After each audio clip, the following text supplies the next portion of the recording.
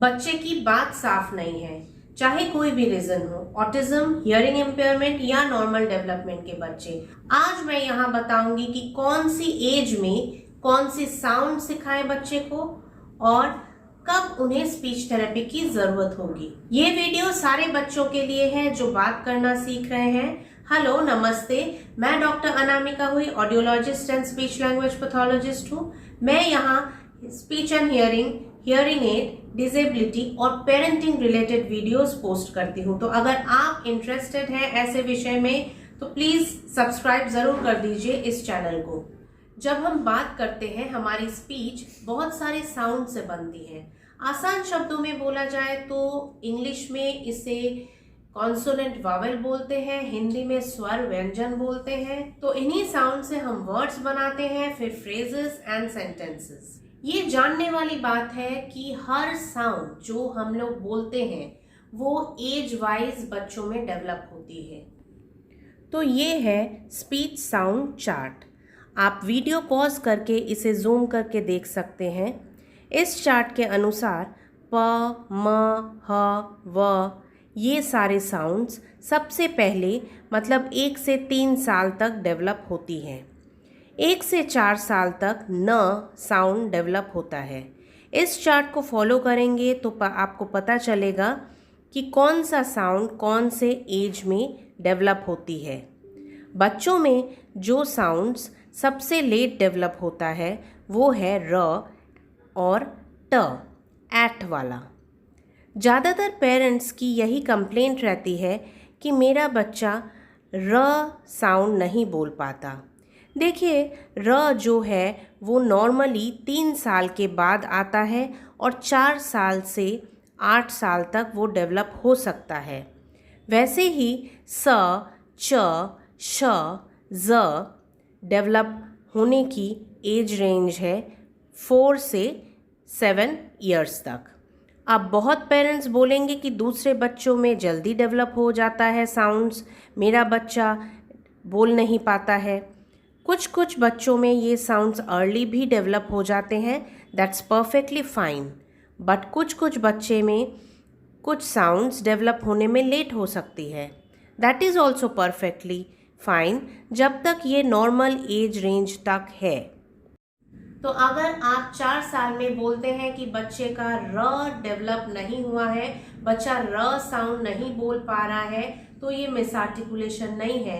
अगर बच्चे में कोई दिक्कत है जैसे autism, cerebral palsy, hearing impairment, तो ये अलार्मिंग साइन है मिसआर्टिकुलेशन की, जिसे क्योर करने के लिए स्पीच थेरेपी की जरूरत होती है। लेकिन फिर भी डेवलपमेंटल एज के बाद ही हम इसे ठीक कर सकते हैं।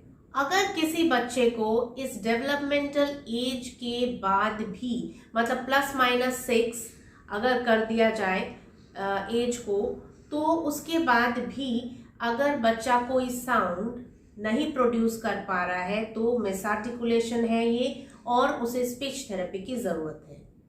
एक तो हो गया डेवलपमेंटल एज, दूसरा हो गया लैंग्वेज या डायलेक्ट। हर लैंग्वेज की कोई स्पेसिफिक साउंड या स्पेसिफिक टोन, स्पेसिफिक वर्ड्स होते हैं। जैसे बंगाली में व नहीं होता है, सब कुछ ब होता है। अगर कोई बोलेगा वरुण तो वहां के लोग बोलेंगे वरुण। तो ये मिसआर्टिकुलेशन नहीं है, क्योंकि ये लैंग्वेज स्पेसिफिक है, ये लैंग्वेज का ही एक पार्ट है। वैसे ही मराठी में एक और अक्षर है ल। वैसे ही डायलेक्ट्स भी होते हैं। जैसे बिहार में अलग अलग जगह में अलग अलग वर्ड्स यूज होते हैं, अलग अलग टोनालिटी यूज होती है, अलग अलग उनके बोलने का स्टाइल है। तो अगर ये चीज ऐसे होता है तो उसे मिसआर्टिकुलेशन नहीं बोलते हैं। दूसरे स्टेट्स में भी डिफरेंट स्टाइल्स होते हैं, तो ऐसे वेरिएशंस इन लैंग्वेज को मिसआर्टिकुलेशन नहीं बोलेंगे। तो अगर आप कोई नया लैंग्वेज सीख रहे हैं और कोई लैंग्वेज स्पेसिफिक कोई वर्ड है या साउंड है नहीं बोल पा रहे हैं, तो इसका मतलब ये मिसआर्टिकुलेशन नहीं है, आपको उस वर्ड का नॉलेज नहीं है, प्रैक्टिस नहीं है, इसीलिए।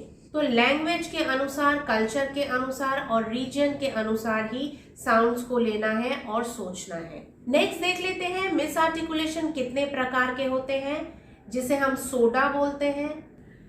S stands for substitution, O stands for omission, D stands for distortion और A से addition। सब्स्टिट्यूशन का एग्जाम्पल है जैसे काला को ताला बोल रहा है, यहाँ क और त सब्स्टिट्यूट हो रहे हैं। ओमिशन, काला को आला बोलना, मतलब क को एकदम ओमिट कर देना। डिस्टॉर्शन, काला को एकदम कोई दूसरा ही वर्ड जैसे छाता या पाता इस तरह से कुछ भी कोई दूसरा ही वर्ड बोलना। एडिशन, जैसे स्कूल को ई स्कूल बोलना, कोई एक वर्ड चाहे इधर या उधर एडिशन कर देना। तो ये सारी मिसआर्टिकुलेशन के टाइप्स हैं और इन साउंड्स को हम इनिशियल, मिडिल और एंडिंग प्लेसमेंट से देखते हैं। तो जब भी हम आर्टिकुलेशन असेसमेंट एंड थेरेपी करते हैं तो इन सारी चीज़ों का ध्यान रखते हैं। बहुत स्पेशल बच्चे ऐसे होते हैं जो एज होने के बाद भी उनकी मिसआर्टिकुलेशन रह जाती है या उनकी बात साफ नहीं होती। तो ऐसे केसेस में स्पीच थेरेपी जरूर से करवाएं क्योंकि उनकी नीड होती है स्पीच थेरेपी, और इन केसेस में स्पीच थेरेपी नहीं करवाएंगे तो बात साफ नहीं होगी। देर ना करते हुए तुरंत स्पीच थेरेपिस्ट को संपर्क करें।